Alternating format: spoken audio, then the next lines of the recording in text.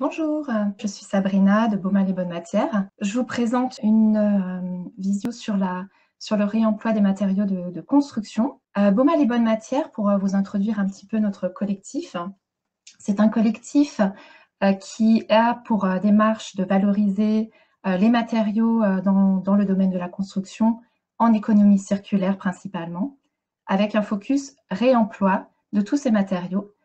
Différentes missions sont menées par notre collectif, notamment du diagnostic ressources sur les chantiers pour évaluer le potentiel, des conseils de l'accompagnement opérationnel. On effectue également des collectes auprès de professionnels, auprès de chantiers et d'entreprises sur des matériaux déconstruits, des surplus, des invendus.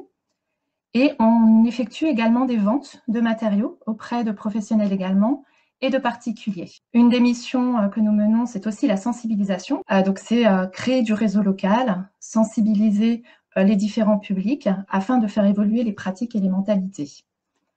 On a en fait différentes valeurs, notamment un ancrage local, un impact environnemental et social de nos actions qui est plutôt positif. Nous travaillons également dans la coopération et la transparence et nous avons vraiment une notion de gouvernance inclusive et partagée. Avant d'en venir vraiment au fait par rapport au réemploi des matériaux, je souhaite faire un constat, en fait, un état des lieux de ce qui se passe réellement par rapport à nos déchets principalement. Donc, quand on regarde les déchets du bâtiment en France, si on observe un petit peu les chiffres, au niveau du volume bâtiment, c'est tout de même estimé à 42 millions de tonnes de déchets créés juste en France, ce qui représente tout de même 80 tonnes à la minute. Donc, c'est un problème assez gigantesque. Sans compter évidemment l'impact de la production des matériaux. Quand on prend l'exemple du ciment, donc par rapport à sa production, c'est 6 à 8% des émissions de CO2 au niveau mondial. Si on prend en référence le béton, c'est tout de même 1 mètre cube par an et par habitant au niveau de la planète. Et le sable, c'est tout de même aussi la deuxième ressource la plus utilisée au monde après l'eau et avant le pétrole. Ce qui est important, donc par rapport à toute cette production gigantesque, on se dirige vraiment vers l'épuisement des ressources mondiales. En France, c'est tout de même 390 millions de tonnes de matériaux qui sont nécessaires, tous secteurs confondus. La majorité des ressources qu'on consomme ne sont ni locales ni biosourcées. Elles sont issues des filières pétrolières ou minières. Il y a des tensions d'approvisionnement, notamment de la spéculation. Et au niveau des prévisions, l'ADEME est assez pessimiste par rapport aux ressources, notamment le sable et le gypse. Évidemment, quand on fait ce constat, on souhaite vraiment se diriger vers un changement de nos habitudes. C'est indispensable, notamment par exemple de passer de la gestion des déchets à la préservation des ressources. Il s'agit aussi de développer et de démocratiser l'économie circulaire dans le bâtiment, afin que ce soit vraiment une habitude, de concevoir nos bâtiments également un petit peu de manière différente, évaluer la conception en imaginant des bâtiments qui se construisent ou des parties de bâtiments qui se construisent, qui se déconstruisent et se reconstruisent à volonté. Et ensuite, c'est construire avec l'existant, ça veut dire même au niveau des matériaux, construire avec les gisements qui sont disponibles. Ce qui est intéressant de voir, c'est qu'actuellement, dans la plupart des domaines et principalement dans le domaine de la construction, on est encore sur une économie linéaire, avec l'extraction, la fabrication, la consommation, l'élimination. L'objectif, c'est vraiment de se recentrer sur une économie circulaire et de se réapproprier des pratiques. Aujourd'hui, il existe donc des pratiques au niveau du recyclage. Si on regarde de plus près le recyclage, pour certaines pratiques, elles sont assez énergivores. Et ce qui serait intéressant, c'est de se recentrer également sur des solutions comme le réemploi, par exemple, ou encore la conception de matériaux plus écologiques, biosourcés. Pour en venir un petit peu à la description des différents modes de traitement, ces différents modes de traitement traitent des déchets et des ressources. Si on prend l'exemple d'une fenêtre en bois, je vous explique un petit peu ce qu'est le réemploi. Le réemploi, c'est déjà la fenêtre est une ressource dans ce cadre-là. Donc ça veut dire que la fenêtre, on va peut-être la nettoyer un petit peu et on va l'utiliser avec la même fonction, le même usage. Elle va être posée de la même manière. ce qui peut aussi être le cas pour d'autres typologies de matériaux. Ensuite, on peut présenter le réemploi avec détournement d'usage. Le détournement d'usage, c'est effectivement prendre ce même cas, donc la fenêtre en bois, la nettoyer un petit peu, par exemple, la remettre en état, et l'utiliser pour une autre fonction qui va être esthétique, potentiellement, ou encore thermique, pour une façade, là, comme on l'a pour l'exemple. Ensuite, il vient le surcyclage. Le surcyclage, c'est on récupère en fait cette fenêtre en bois, on enlève le cadre. L'objectif, c'est de découper ces éléments et d'en faire un matériau transformé en banc, par exemple, ou en table. Le recyclage, c'est vraiment, on démantèle en fait les différentes matières et elles sont dirigées vers des filières adaptées. Et du coup, là, dans ce cadre-là, le matériau est recyclé, il est transformé en un autre composant, une autre matière. La valorisation énergétique, dans le cadre de la fenêtre toujours, donc c'est, on démantèle le bois qui est orienté vers du broyage. En fait, on broie ce bois qui sera utilisé, par exemple, pour une chaufferie. Et l'élimination, c'est vraiment la phase la perdue, c'est-à-dire que soit le matériau est enfoui, soit le matériau est incinéré. Ce qui est intéressant de voir, c'est qu'il y a tout de même de très bonnes nouvelles, c'est-à-dire des choses positives en termes de réglementation, plutôt favorables, notamment au niveau des feuilles de route de l'économie circulaire qui a été publiée par le gouvernement, ou encore la loi AGEC, qui est la lutte contre le gaspillage et l'économie circulaire, ou encore des pistes comme des labels environnementaux, de la construction. Il y a aussi la loi de transition énergétique pour la croissance verte, en tout cas qui permettent de nous orienter vers des choses plus favorables pour le réemploi. La conjoncture sociale et environnementale est aussi à prendre en compte. Il y a une réelle prise de conscience du caractère fini des ressources, notre volonté de réduire l'empreinte humaine sur l'environnement, une vraie recherche de sens pour la plupart des personnes, de recréer du lien aussi et d'humaniser les échanges, aussi bien en société qu'au niveau professionnel. Et ensuite, c'est aussi une nécessité de relancer l'économie et de créer de l'emploi local éventuellement, ce qui est très intéressant pour le réemploi, puisque on se rend compte que si on prend le cas de 10 000 tonnes traitées par rapport à des déchets, un emploi au centre d'enfouissement peut être créé, 3 emplois peuvent être créés en centre d'incinération, alors qu'on peut créer 850 emplois dans des filières locales, soit du réemploi, soit de revalorisation, autres types, comme le surcyclage ou d'autres types de valorisation. Donc, il y a vraiment un avenir, il y a vraiment quelque chose une vraie piste à prendre. En ce qui concerne les métiers du réemploi, aujourd'hui, ils ne sont pas totalement implantés. Il faut savoir que 85% des emplois de 2030 sont encore inexistants et donc sont à créer. Le réemploi est en pleine évolution, donc de nombreux métiers peuvent être développés, peuvent être en tout cas réfléchis et mis en piste sur les différents territoires. Et ensuite, ce sont différentes compétences qui peuvent se développer dans les métiers du réemploi. Aujourd'hui, on peut distinguer quelques exemples de métiers qui sont en cours de développement et qui sont vraiment à creuser pour l'avenir, notamment des gestionnaires de ressourceries. Les ressourceries existent pour des matériaux autres que les matériaux de réemploi, pour les matériaux de réemploi, en tout cas dans le domaine de la construction. Ça commence effectivement à se développer. L'objectif, c'est vraiment de pouvoir apporter plus de volume et générer plus d'emplois à ce niveau-là. Au niveau de la collecte également, on peut traiter la collecte au niveau du réemploi de ces matériaux. En termes de repose, on peut très bien avoir des agents au niveau de la repose et le réemploi de matériaux de construction. Au niveau de l'accueil des tris, idem, donc voir comment on peut générer plus et optimiser en tout cas le tri. Et ensuite, ça va être au niveau des projets, avec des chargés de mission et de projets, spécifiquement avec un focus réemploi de ces matériaux. Certains emplois donc, qui sont existants évoluent et s'adaptent aussi au changement. Notamment, intégrer le réemploi dans certaines compétences peut vraiment s'avérer être un atout. On peut citer, donc là je peux citer quelques domaines et quelques filières qui sont en pleine mutation, notamment l'architecture, l'ingénierie, qui permet aujourd'hui de pouvoir concevoir, en tout cas qui amorce cette réflexion et cette conception avec l'existant. Dans le domaine de la démolition également, les entreprises peuvent être amenées à se former afin de déconstruire de manière plus sélective. Au niveau de l'artisanat et de la construction, là, ça va plutôt être dans le mode, dans la démarche de repose de ces matériaux, de réemployer des matériaux sur les chantiers.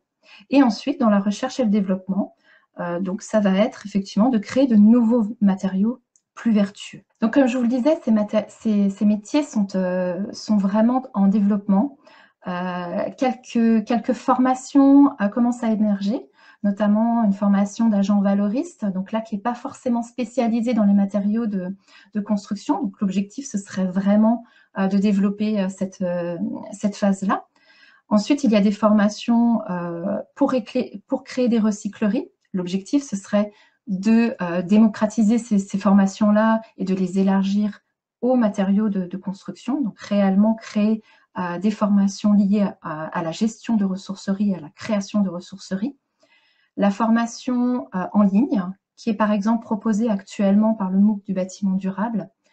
Donc cette formation a débuté le 4 mai et est spécifiquement sur le réemploi matière à bâtir. On peut également passer à la formation par des ateliers participatifs. Donc, notre structure BOMA organise par exemple des ateliers participatifs destinés aux étudiants, donc fin juin, début juillet, avec pour objectif une vraie mise opérationnelle autour du réemploi. Ce qui est important à retenir, c'est que, comme je le précisais tout à l'heure, ces métiers sont en pleine création, en plein développement. Le réemploi s'amorce petit à petit. En tout cas, au niveau du territoire, ça devient vraiment très intéressant de s'en approcher. On a vu que le potentiel emploi, création d'emplois sur les territoires pouvait être très intéressant. Donc, comme je le précisais, le fait de former les personnes dans des ateliers participatifs, c'est déjà un premier pas. Une autre étape, c'est de former les personnes dans des ateliers de sensibilisation, peut-être un peu plus théoriques, mais en tout cas, amener cette démarche au sein des écoles, au sein des entreprises et des professionnels, par exemple. Et ce que nous souhaitons vraiment en Alsace, c'est mener un objectif commun, notamment avec plusieurs acteurs du territoire, comme le campus des métiers, des qualifications, les acteurs de l'emploi et de la formation, en créant des modules de formation et de formation dans le secteur de la construction. Donc ces modules et ces formations qu'on souhaiterait créer, donc là on est vraiment dans ce cap, serait dans une démarche, en tout cas se porterait sur une démarche de réemploi des matériaux et principalement dans le secteur de la construction. Voilà, donc c'est vraiment l'objectif à terme, c'est de pouvoir élargir, pour résumer, de pouvoir élargir ces formations, en tout cas déjà d'amener une vraie création avec des socles fermes et qui puissent être très intéressants aussi bien pour les étudiants que pour les personnes en reconversion, par exemple, ou même en montée en compétences pour les professionnels. Et ensuite, c'est d'amener à aider la création d'emplois sur notre territoire.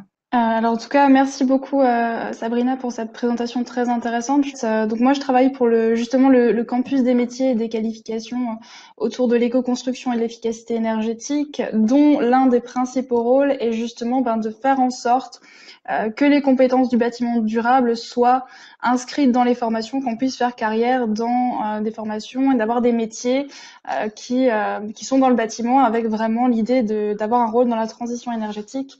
grâce à ces formations. Et donc, Sabrina, on travaille là-dessus, justement, sur cette idée de formation autour de la thématique du réemploi.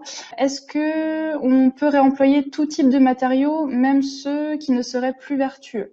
Non. Alors justement, le principe du réemploi, c'est déjà d'avoir une cohérence dans le fait de réemployer des matériaux. C'est pour ça qu'il y a un diagnostic ressources qui est fait en amont, qui est évalué sur chantier pour vraiment diagnostiquer les matériaux qui ont un réel potentiel. Et ce diagnostic ressources se focalise, en tout cas se base initialement sur le diagnostic déchets. Donc, ce qui permet de compléter ces éléments-là. Et si effectivement il y a des matériaux qui sont potentiellement dangereux, donc ça peut effectivement arriver, ou d'autres qui ne sont pas vertueux du tout, là effectivement on ne préconisera pas le réemploi pour cette typologie, et ça va être orienté vers des filières peut-être de recyclage. Donc là, ça va plutôt être une recherche, voir si des filières de recyclage existent pour cette typologie de matériaux. Je pense simplement, par exemple, aux fenêtres. C'est assez simple puisqu'en plus, il y a des normes vraiment thermiques, acoustiques, etc. qui sortent très régulièrement. La fenêtre, c'est très, très compliqué de réemployer avec le même usage, en tout cas. Et donc, parfois, ça n'a pas de sens. Par rapport à ce que tu as évoqué en fin de conférence, justement, les modules de formation, est-ce que c'est des modules qui seront intégrés dans des parcours, dans des formations qui existent déjà, ou est-ce que ce sera vraiment des nouvelles choses? Est-ce que tu parlais aussi de nouveaux métiers?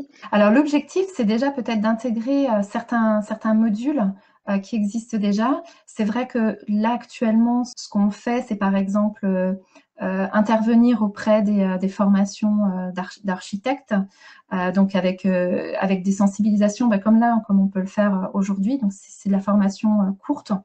À terme, ce serait vraiment développer des modules plus complets qui prennent vraiment sens dans le programme complet des études, et voire même des formations qui intégreraient, donc ce qui n'existe pas encore, mais ce serait l'objectif, qui intégrerait le réemploi d'une manière générale, aussi bien d'un point de vue, pourquoi pas conception, logistique, réglementaire, matériaux, techniques.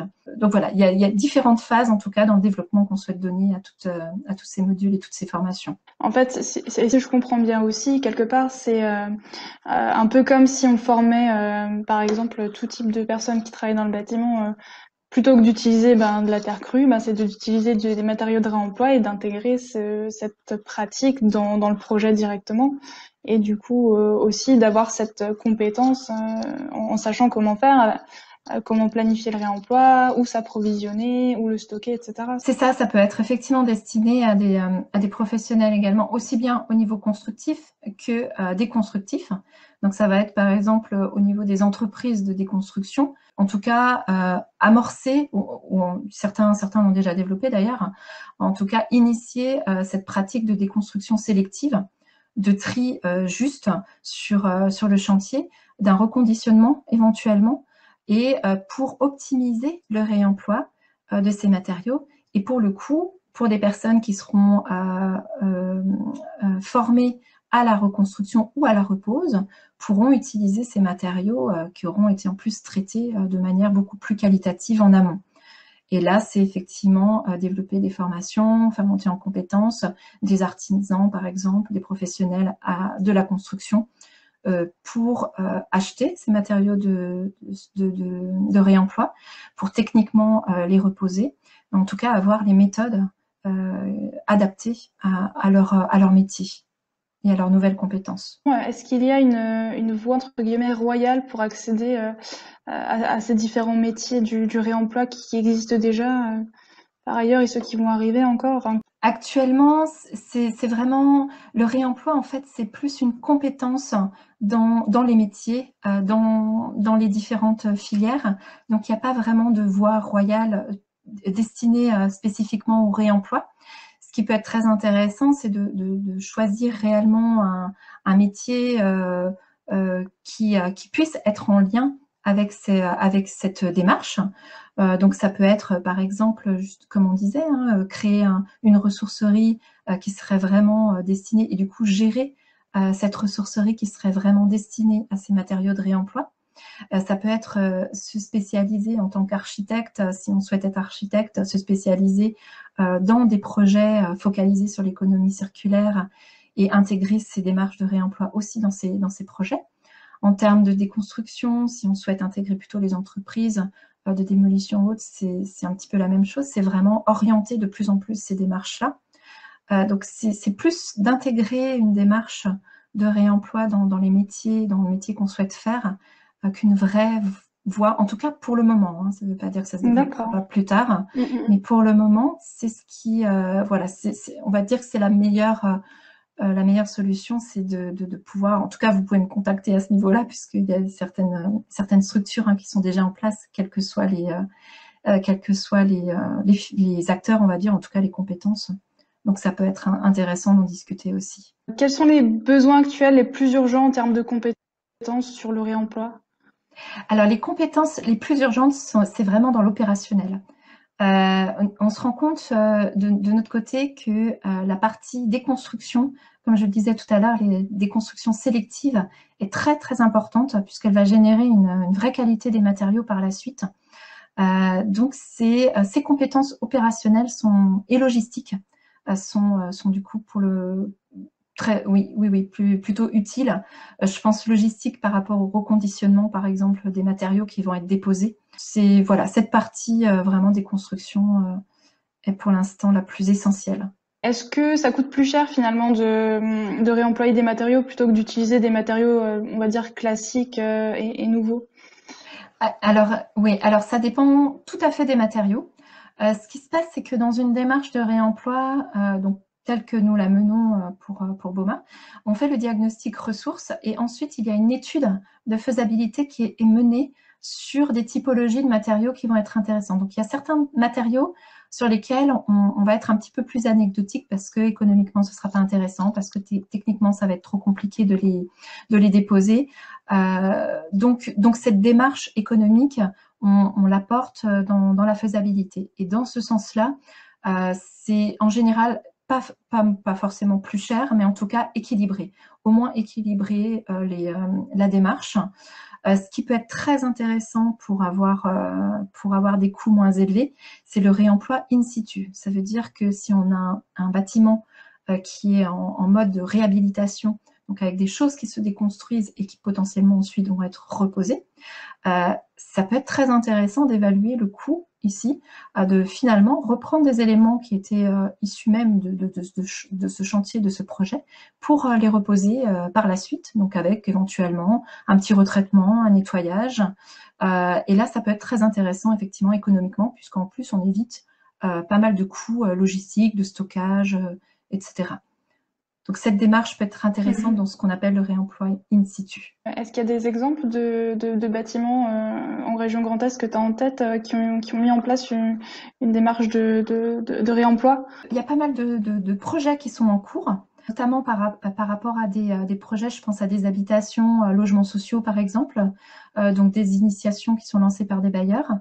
Il y a quelques projets qui sont plutôt industriels. Donc là, c'est pas forcément sur Strasbourg, mais j'en ai en tête qui serait à Mulhouse, avec un potentiel de matériaux intéressants aussi. Il y a différents tiers-lieux qui sont aussi en cours. Je pense à notamment l'Écluse, qui est pas très loin de la Plaine des Bouchers. Donc il y a un tiers-lieu qui est en cours de réaménagement. Donc là, l'objectif, ça va vraiment, enfin tous ces bâtiments-là vont vraiment intégrer du réemploi dans leur démarche. Donc voilà, visuellement, il n'y a pas forcément de choses finalisées, de projets finalisés. En tout cas, il y a pas mal de projets en cours. Donc je dirais que d'ici la fin d'année, on devrait avoir quelques résultats intéressants. Moi, j'aimerais juste peut-être conclure aussi sur cette petite conférence en expliquant que dans le cadre des formations des métiers du bâtiment, que ce soit du niveau CAP ou niveau ingénieur architecte, on essaye vraiment justement d'intégrer des ateliers, comme le disait Sabrina, des ateliers participatifs pour vraiment voir ce que c'est que le réemploi, pourquoi c'est important, à quoi ça sert, comment faire. Donc c'est des choses aussi que vous retrouverez dans ces formations de plus en plus parce qu'on travaille là-dessus et on essaye de multiplier ces ateliers-là. Donc sachez aussi que dans les formations, c'est vraiment quelque chose qui va se déployer de plus en plus.